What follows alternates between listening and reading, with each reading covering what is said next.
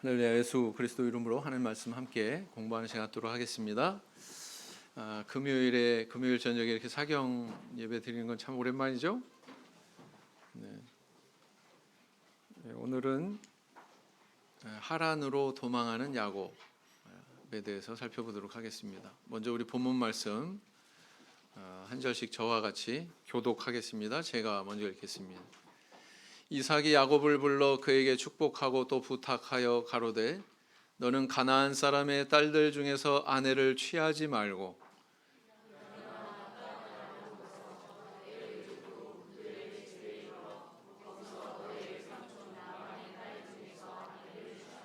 전능하신 하나님이 내게 복을 주어 너로 생육하고 번성케 하사 너로 여러 족속을 이루게 하시고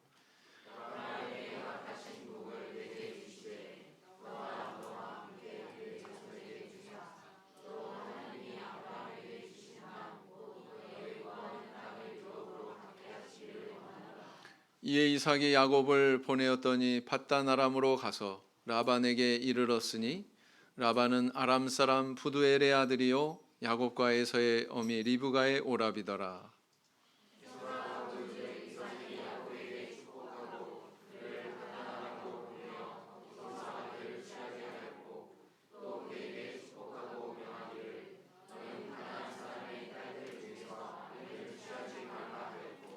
또 야곱이 부모의 명을 쫓아 밧단 아람으로 갔으며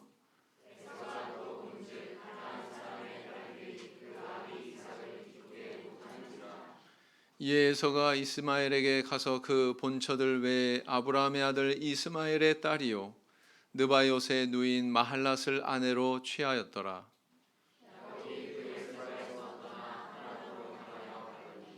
한 곳에 이르러는 해가 진지라 거기서 유숙하려고 그곳에 한 돌을 취하여 베개하고 거기 누워 자더니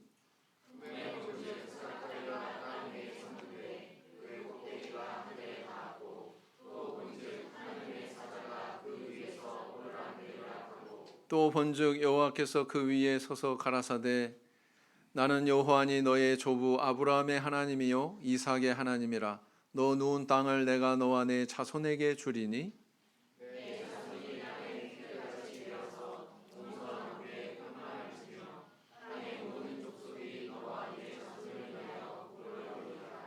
내가 너와 함께 있어 내가 어디로 가든지 너를 지키며 너를 이끌어 이 땅으로 돌아오게 할지라 내가 내게 허락한 것을 다 이루기까지 너를 떠나지 아니하리라 하신지라.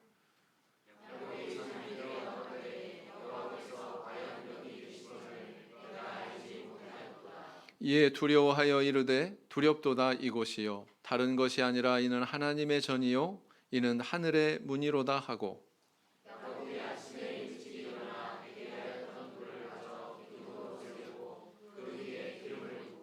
그곳 이름을 베델이라 하였더라. 이 성의 본 이름은 루스더라.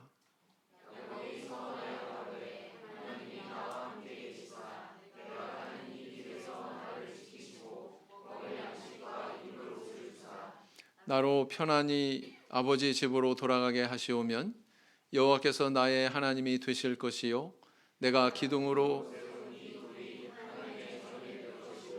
하나님께서 내게 주신 모든 것에서 10분의 1을 내가 반드시 하나님께 드리겠나이다 하였더라.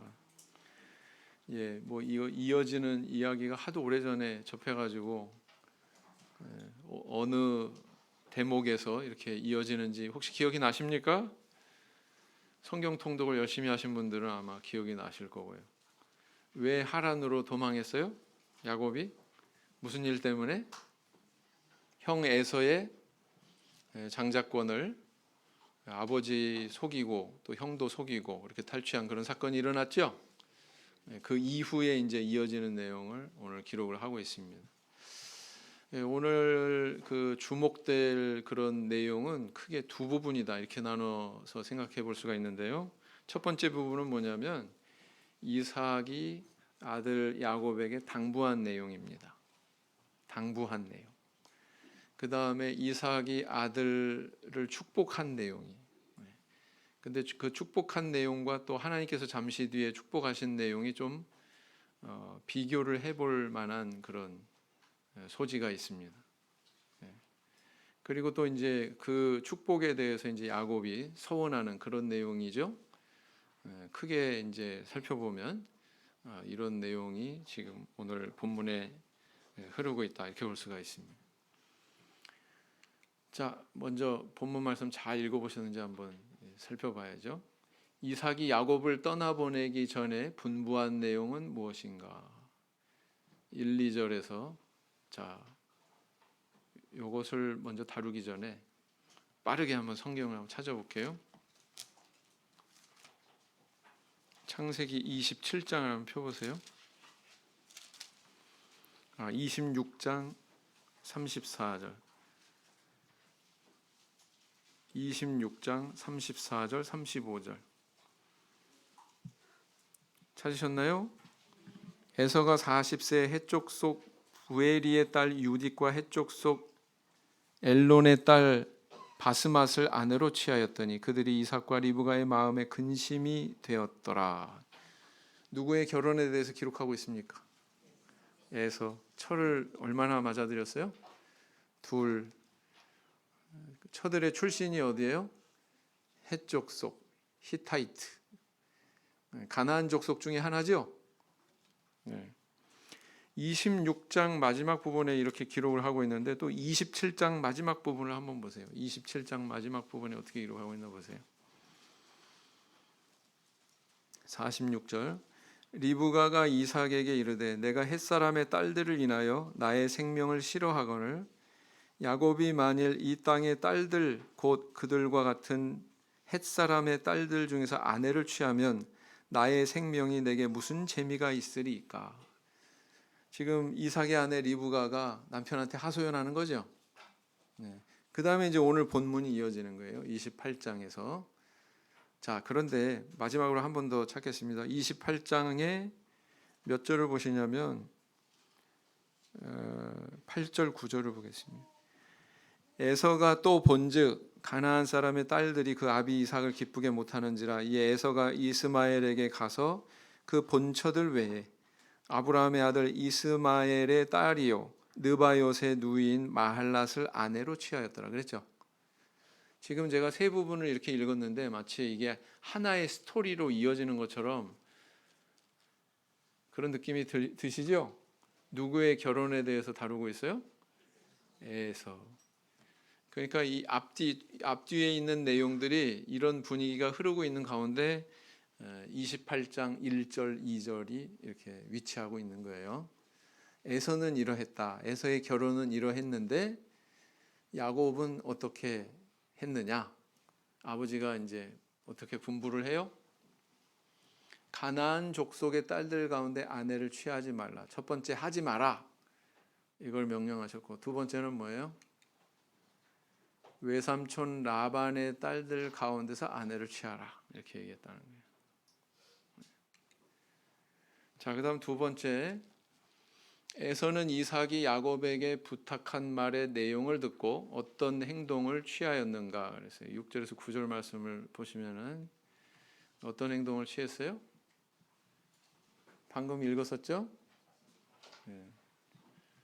에서가 아버지 이삭이 동생 야곱에게 하는 말을 엿들었어요. 그래서 뭔가를 캐치했어요. 뭔가를 느꼈어요. 그래서 취한 행동이 뭐냐면 이스마엘의 딸. 이스마엘은 누구예요? 에서와 어떤 관계예요? 이스마엘하고 이삭은 뭐예요? 배다른 형제죠. 그러니까 이스마엘은 어떻게 보면 큰아버지야. 큰아버지예요. 그 큰아버지의 딸이니까 둘은 사촌간이겠네요. 그죠? 느바요의 누인 마할랏을 아내로 취했다. 이렇게 기록을 하고 있습니다. 그 다음 이제 세 번째.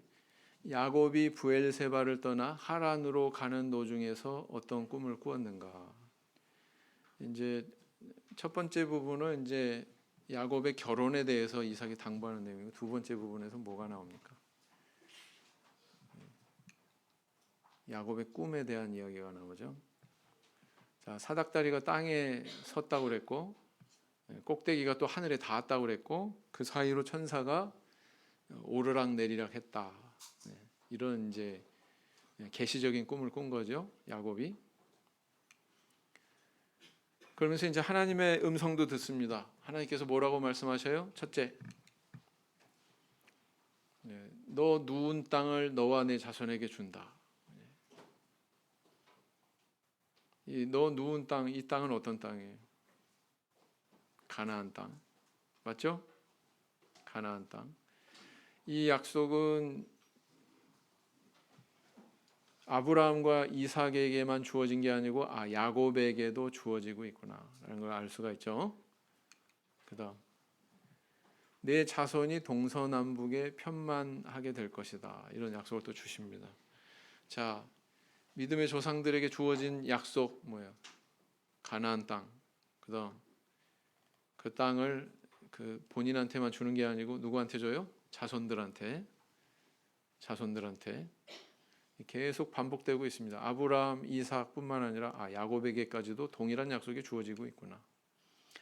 그 다음 또 빠뜨릴 수 없는 게 뭐예요? 모든 족속이 내 자손으로 인해서 복을 받을 것이다.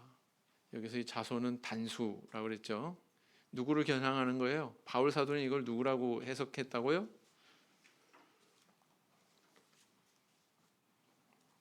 잊어버리셨어요? 바울 사도는 누구라고 해석했다고요? 예수 그리스도. 그렇죠? 네. 갈라디아서 3장 보세요.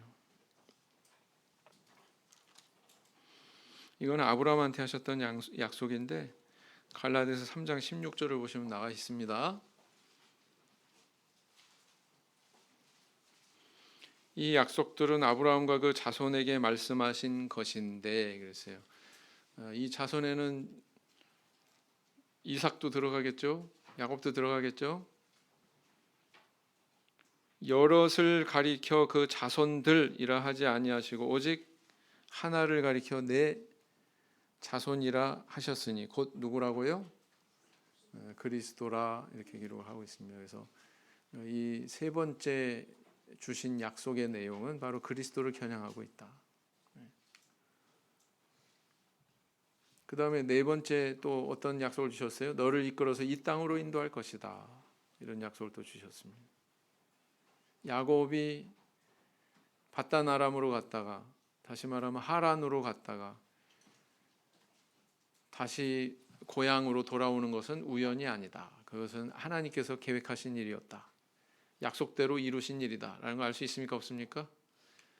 있죠. 자, 그 다음 네 번째, 꿈을 깬 야곱은 베개 삼았던 돌을 취해 무엇을 하였는가? 16절에서 19절 보니까 뭘 했어요? 첫 번째로 뭘 했습니까? 성경을 보시면서 대답을 하셔야 돼요. 그래야 이게 유익이 있지. 목사님이 언제 넘기나 이거 관찰하시면 안 됩니다. 성경을 보세요. 돌을 기둥으로 세웠다 그랬고요. 그 다음 돌에다 또 무슨 일을 했어요? 기름을 부었다고 그랬습니다. 그곳 지명을 그래서 뭐라고요? 벳엘. 이렇게 이 굉장히 중요한 계기가 되는 그런 지명이에요. 이후에 이스라엘 역사를 보면 베델이라고 하는 지명이 가끔 나옵니다. 이 베델이라고 하는 뜻은 뭐예요? 엘은 하나님이라는 뜻이고 벳은 집이라는 뜻이에요. 그러니까 하나님의 집, 하나님의 전. 근데 오늘 본문에 그런 표현이 나옵니까? 안 나옵니까? 하나님의 전이 될 것이요. 이런 표현 나와요? 안 나와요? 네, 나오죠. 바로 이 베델이라고 하는 지명과 결부되어 있는 그런 설명이다. 이렇게 볼 수가 있습니다. 자, 그래서 이 꿈을 계시로 받은 야곱이 하나님 앞에 이제 깨서 서원 기도를 드리는 그런 내용이 20절에서 22절에 나와 있습니다. 어떻게 서원 기도를 하고 있는지 한번 내용을 보겠습니다. 조건을 제시해요. 야곱이. 야곱답죠? 조건을 어떻게 나와 함께 하셔서 나를 지키시고 먹을 양식 입을 옷을 주셔서 그리고 또 다시 아버지 집으로 돌아오게 해주신다면 그런 조건을 내밉니다. 그러면서 서원의 내용은 뭐예요? 여호와는 나의 하나님이 되실 것입니다. 그다음 두 번째는 이 세운 돌이 하나님의 전이 될 것입니다. 이거는 다른 역본에는 하나님의 집 이렇게 돼 있어요. 개역 개정판에 하나님의 집 이렇게 돼 있을 겁니다. 그 다음에 세 번째는 이제 10분의 1을 하나님께 드리겠습니다. 이렇게 이제 맹세하는 소원하는 내용으로 마치고 있죠. 그 유대인들에게 있어서요 결혼은 굉장히 중요합니다. 마태복음 1장에 나와 있는 게 뭐예요? 족보 이야기죠. 족보가 왜 중요해요? 혈통이 나는 아브라함의 자손이다. 그렇다면 나는 하나님의 백성이고 고로 나는 천국이 예약된 사람이다. 이렇게 믿는단 말이에요. 그죠? 그래서 유대인들에게는 굉장히 이 혈통이라는 걸 중요시 여기는 그런 경향이 있습니다. 유대인은 어떻게 가름하느냐? 이 사람들 뭐 전 세계에 뿔뿔이 흩어져 사는 그런 역사를 가지고 있기 때문에 피가 섞일 일이 많잖아요. 그렇죠? 만약에 유대인 남자랑 그 이방인이랑 이렇게 결혼을 하면 과거에는 유대인 취급을 하지 않았습니다. 유대인 여자와 이방인 남자가 만나서 결혼하면 유대인 취급을 했어요. 한동안은 그랬는데 최근에는 아버지가 유대인이어도 유대인 혈통을 이었다고 인정이 되는 게 가능하게 됐습니다. 지금. 근데 이런 역사가 있는 걸 보면 유대인들이 얼마나 이 가족 또 혈통 이런 것들을 중요하게 여기는지를 잘 알 수가 있거든요. 히틀러가 이런 말을 했다고 그래요. 내가 유대인들을 죽일 수 있었어도 그들의 가정만은 파괴할 수 없었다. 그러니까 유대인들의 정체성이 유지될 수 있었던 것은 이 가정 제도를 통해서였다. 가정을 통해서 신앙의 교육이 이루어졌고 그 신앙의 교육을 통해서 그들의 정체성을 유지할 수 있었다라는 것입니다. 그래서 안식일에 항상 자녀들 이렇게 모아놓고 하나님 말씀 같이 이렇게 읽고 아이들 축복해주고 권면하고 막 이게 유대인들의 생활입니다. 안식일에 하는. 그렇다. 그래서 이 창세기에 바로 이 뭐 26장, 뭐 27장, 28장에 걸쳐서 이 에서와 야곱의 결혼을 대조시키는 이유가 바로 이런 데 뿌리가 있다. 이렇게 볼 수가 있습니다. 아니 제가 거꾸로 얘기했네요. 이게 뿌리가 돼서 유대인들이 그렇게 이 혈통에 대해서 결혼에 대해서 굉장히 중요하게 여기고 있다라는 것입니다. 창세기 24장은 무슨 내용이에요? 창세기 안에서 제일 긴 장 24장이죠. 그 창세기 24장에는 누구의 결혼을 다루고 있습니까? 이삭의 결혼을 다루고 있습니다. 그런데 그 내용이 창세기에서 제일 길어요. 그 의미는 이 결혼이 굉장히 중요하게 취급되고 있다는 것을 의미하는 거고요. 조금 더 확대하면은 그만큼 가정에 대해서 이 혈통의 순수성에 대해서 굉장히 중요하게 다루고 있다는 것을 우리한테 얘기해주고 있는 겁니다. 그런데 똑같은 주제가 어디 나와요? 창세기 28장. 바로 오늘 이삭이 야곱을 밧단 아람으로 떠나보내면서 당부하는 말에 나타나고 있다. 이렇게 볼 수가 있습니다. 그래서 이 두 부분을 어떤 공통점이 있는지 한번 비교해 보자고요.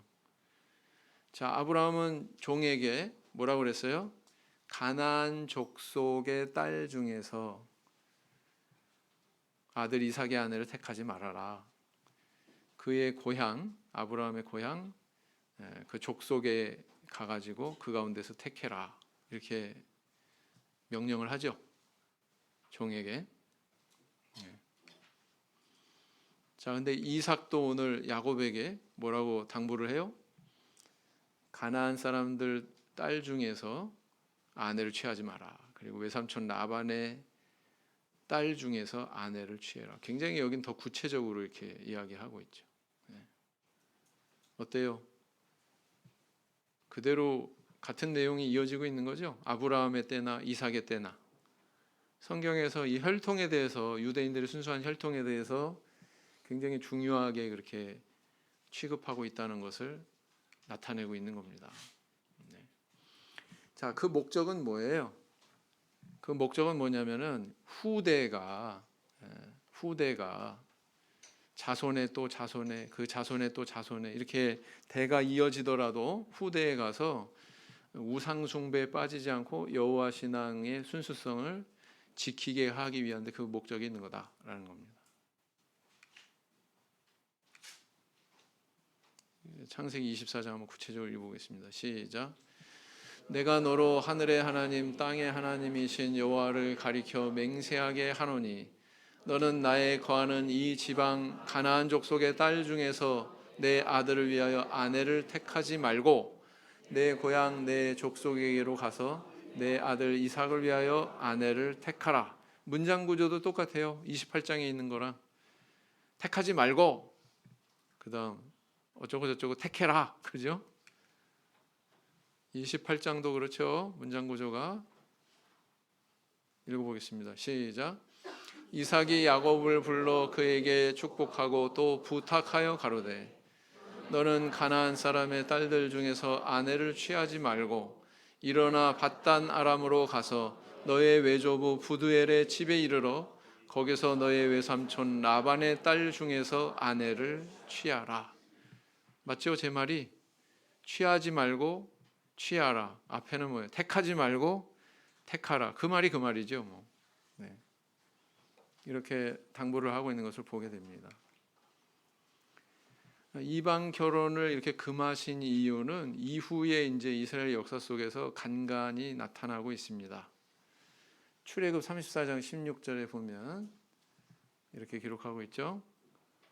자, 읽어보겠습니다. 시작. 또 내가 그들의 딸들로 내 아들들의 아내를 삼음으로 그들의 딸들이 그 신들을 음란히 섬기며 내 아들로 그들의 신들을 음란히 섬기게 할까 함이니라 그랬어요.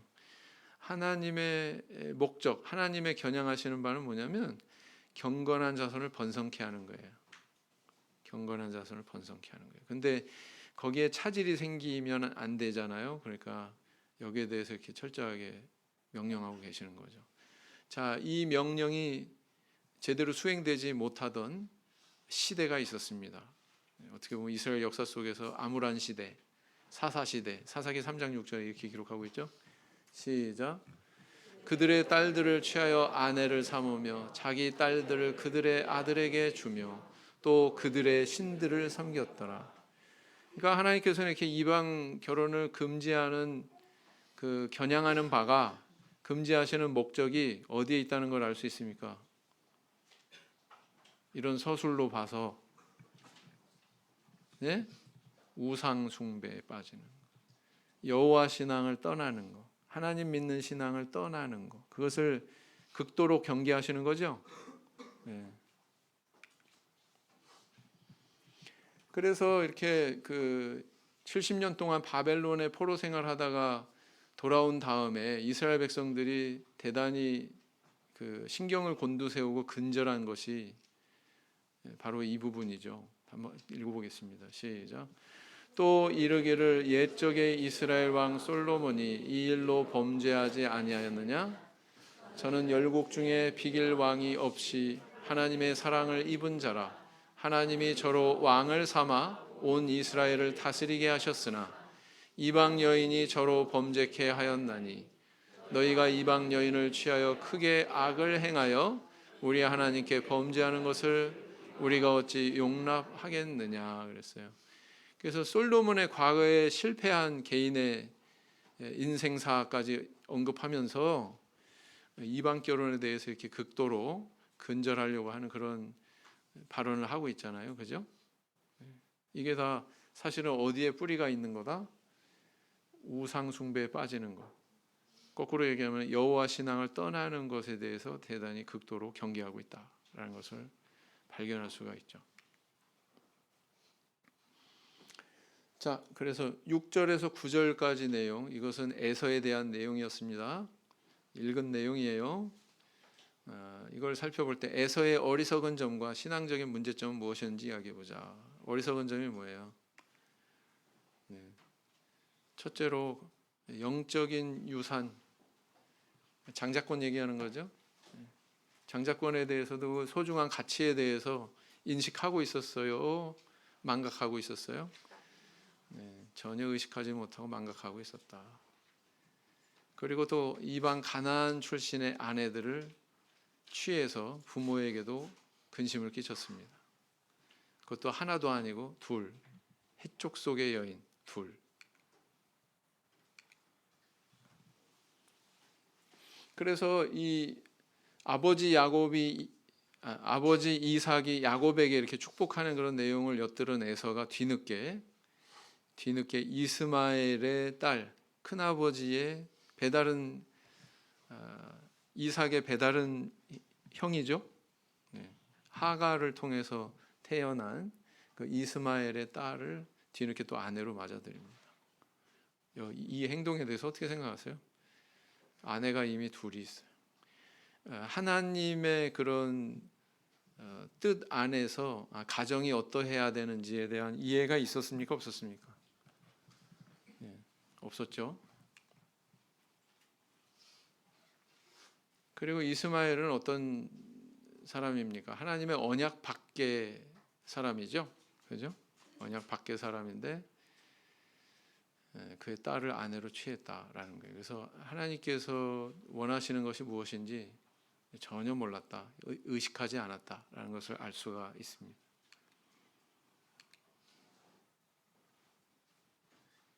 아까 이걸 읽었잖아요. 그죠? 그래도 한번 다시 읽어볼까요? 시작.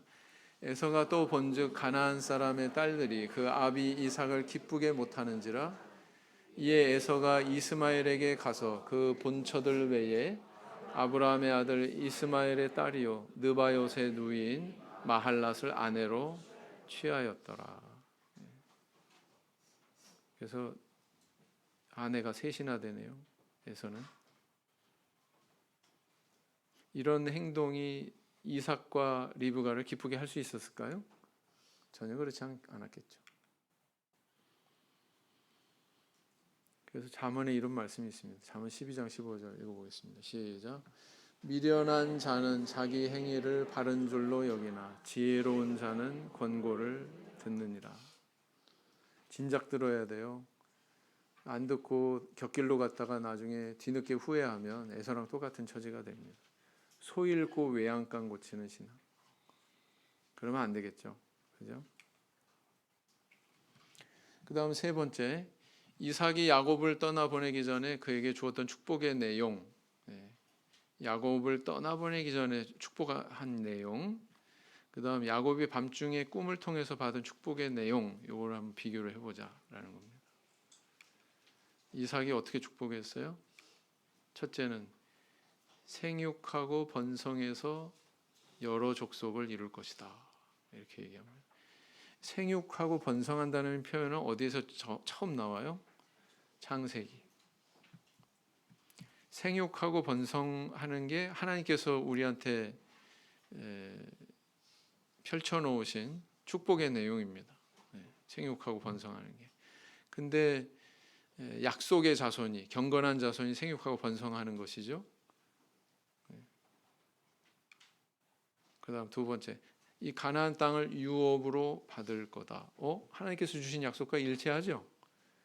생육하고 번성하는 것도 자손이 많아진다는 뜻이잖아요. 일치하죠. 그런데 세 번째에 대한 내용은 없어요.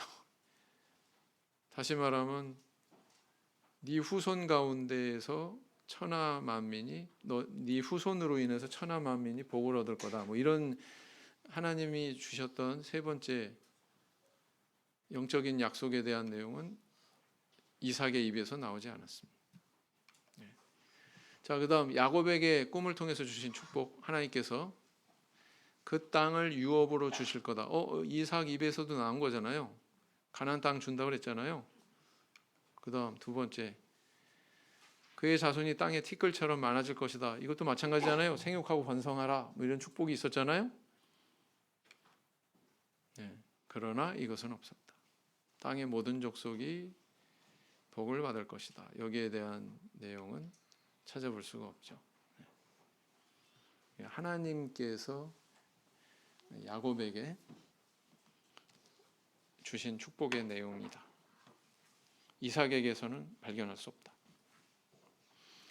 자, 우리는 여기서 뭘 할 수 있습니까? 하나님이 주시려는 게 더 커요?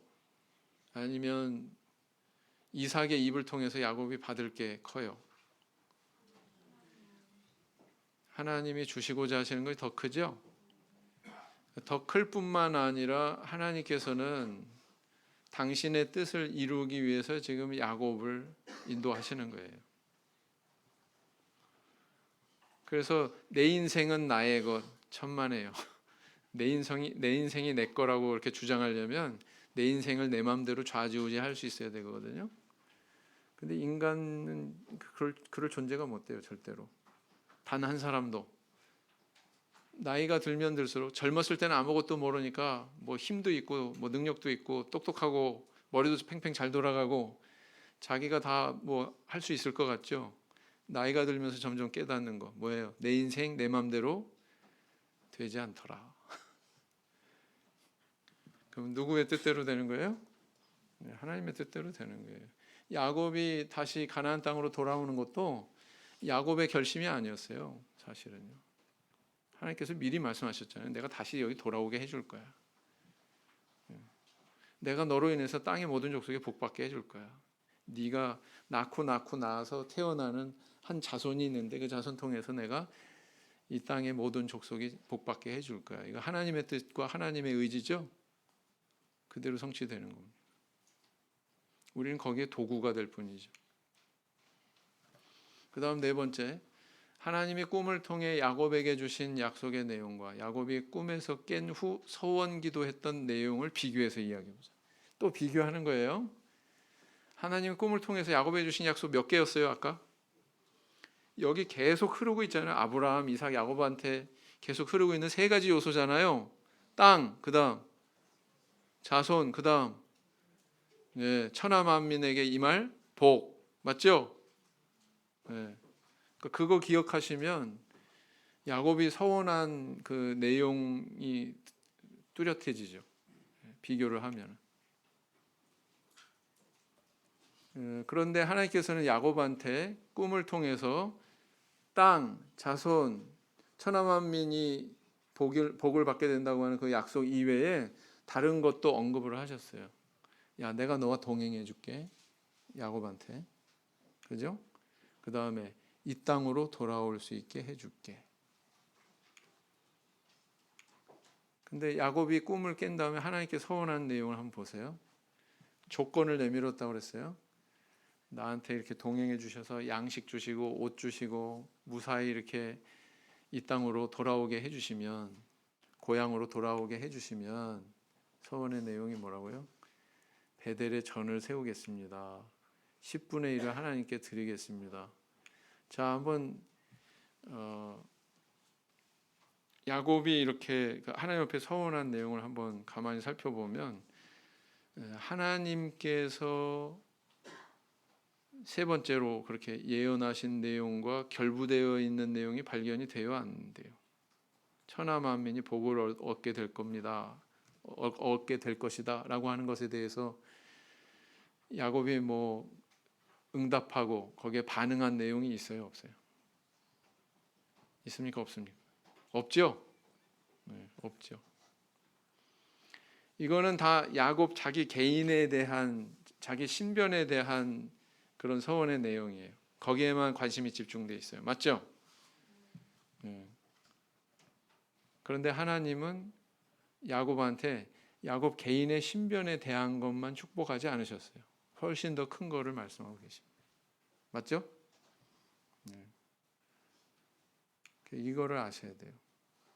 이걸 주목하셔야 돼요. 그 뜻은 뭐냐면 오늘날 우리한테도 우리 각자 한 사람 한 사람을 통해서 이루시고자 하시는 우리 하나님의 뜻이 있다 없다?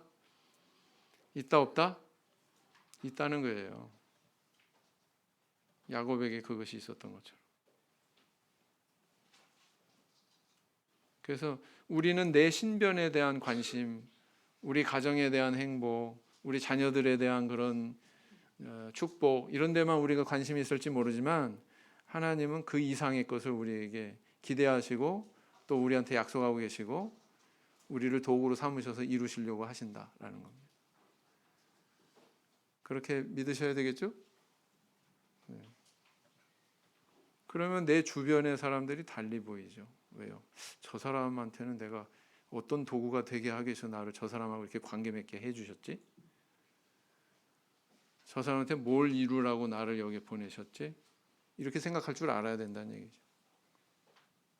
그렇지 않습니까?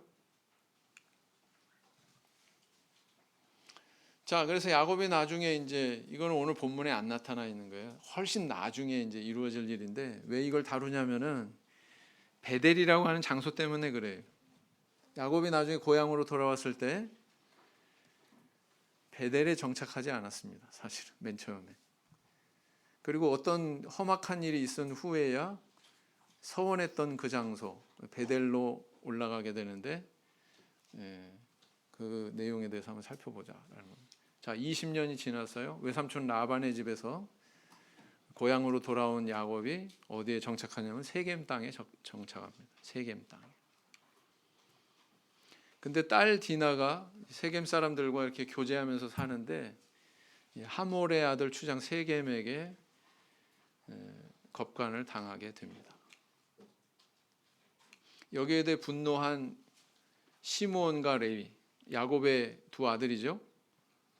장자 누구예요? 르우벤, 그 다음 시므온, 레위 이렇게 둘째, 셋째 이렇게 되는 아들이 칼을 가지고 가서 세겜 족속을 다 멸절시켜 버립니다. 우리 저기 누이하고 결혼하고 싶으면 전부 다 할례를 행해라. 할례 받고서는 막 고통하는 때에 칼 들고 와서 다 몰살시켜 버리죠. 그래서 더 이상 이 땅에서 생활할 수가 없게 됩니다. 처지가.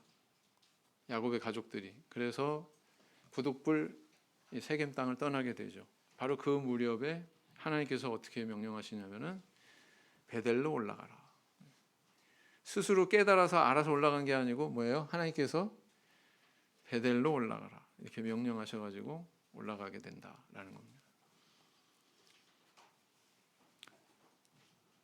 자, 창세기 31장 13절 읽어보겠습니다. 시작. 나는 베델 하나님이라 내가 거기서 기둥에 기름을 붓고 거기서 내게 서원하였으니 지금 일어나 이곳을 떠나서 내 출생지로 돌아가라 하셨느니라.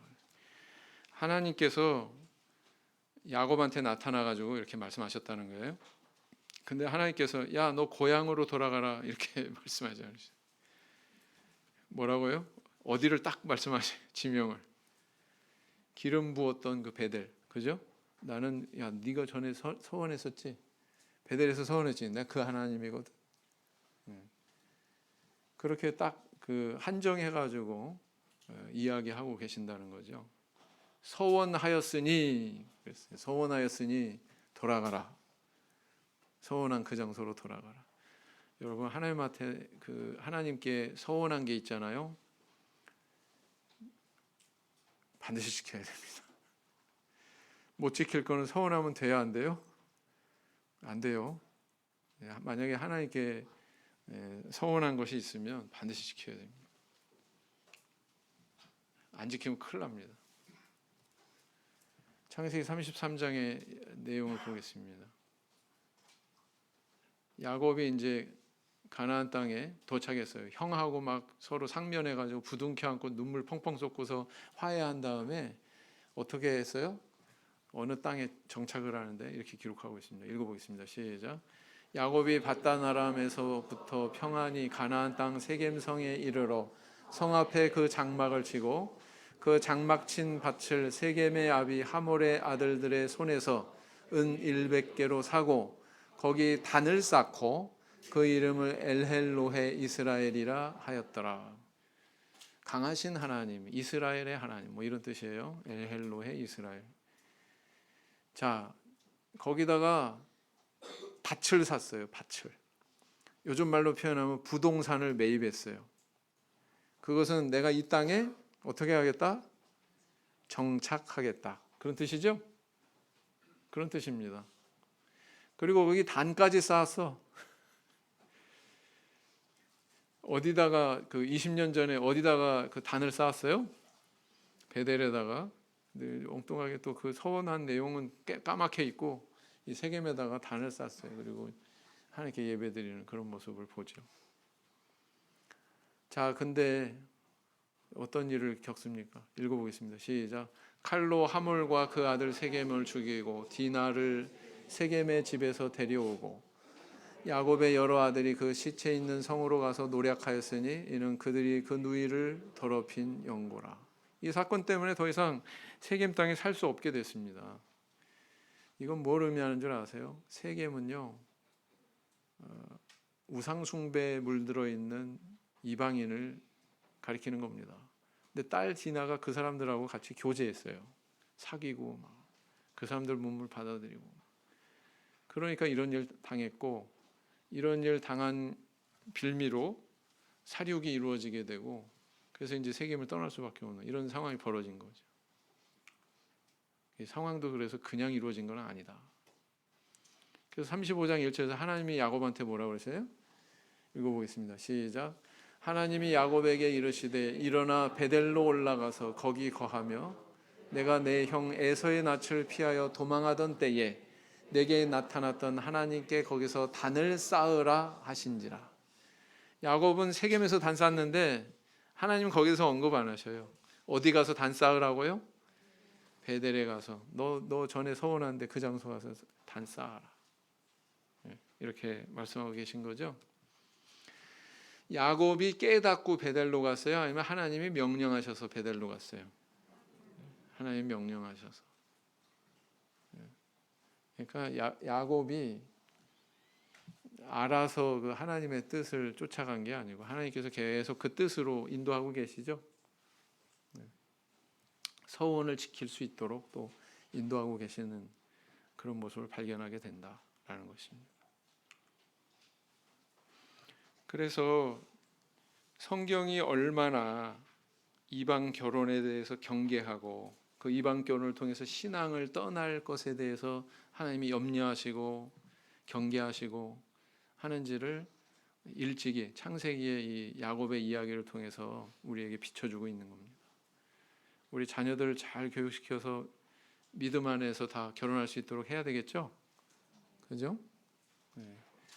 나중에 이거 부모님들이 행복할 수 있는 그런 아주 좋은 길입니다.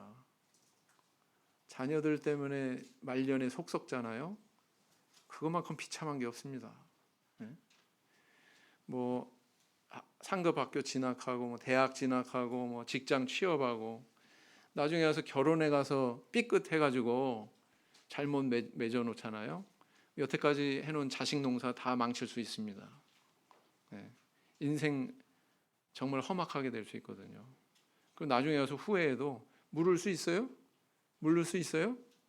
물을 수 없습니다. 이걸 명심하셔야 돼요. 성경이 우리한테 가르쳐주고 있는 하나님께서 우리에게 계시해 주시고 있는 그런 가르침을 정말 귀 기울여서 잘 깨달으셔야 돼요. 오늘 본문 보셨습니다. 에서의 결혼과 야곱의 결혼을 아주 여러 장에 걸쳐서 딱 비교를 해놓고 있습니다. 그런 가운데 주어진 메시지입니다. 하나님 앞에 기도하시면서 우리 자녀들 하나님께서 예비하신 좋은 신앙에 짝 만날 수 있도록 해주세요. 기도하시는 부모님 되시기 바랍니다. 우리 아동반 청년들, 아동반 너무 멀었나?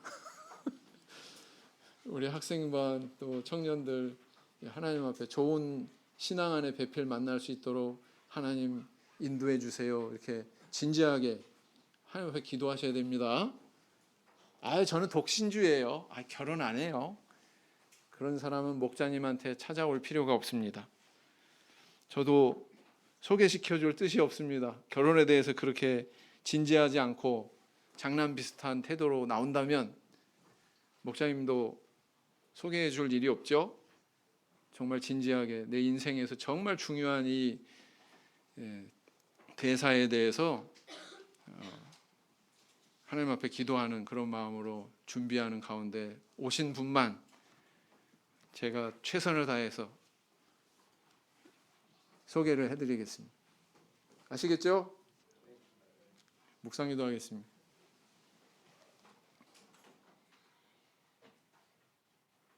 아멘. 자, 찬송 363장인데 364장 다시 하겠습니다. 왜냐하면 이거 전에도 한번 좀 이상하게 불렀는데 8분의 6박자를 잘 못 하더라고요. 전체가 다 틀리는데 나 혼자만 또 똑바로 한다고 또 이상하게 부르면 안 될 것 같아서. 8분의 6박자는 8분음표가 한 마디에 6개 있는 겁니다. 그래서 강양약, 중강양약 이렇게 이런 박자로 가야 되거든요. 그러니까 내 주를 가까이 이렇게 가셔야 됩니다. 맞죠? 예, 성경도 바르게 배워야 되지만 찬송가도 바르게 배우셔야 되죠. 다시 한번 불러보겠습니다. 384장.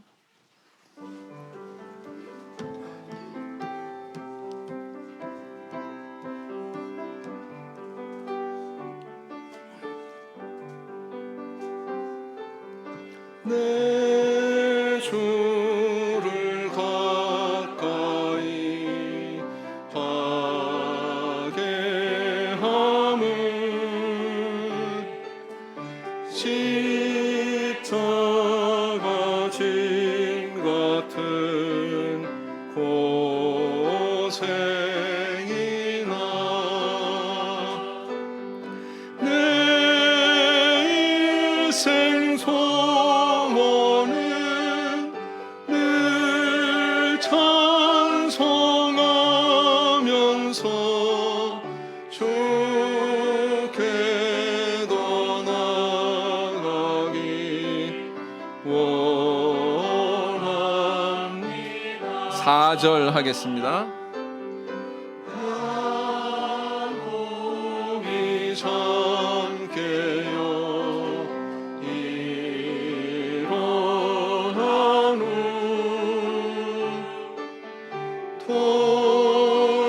돌단을 쌓은 것 본받아서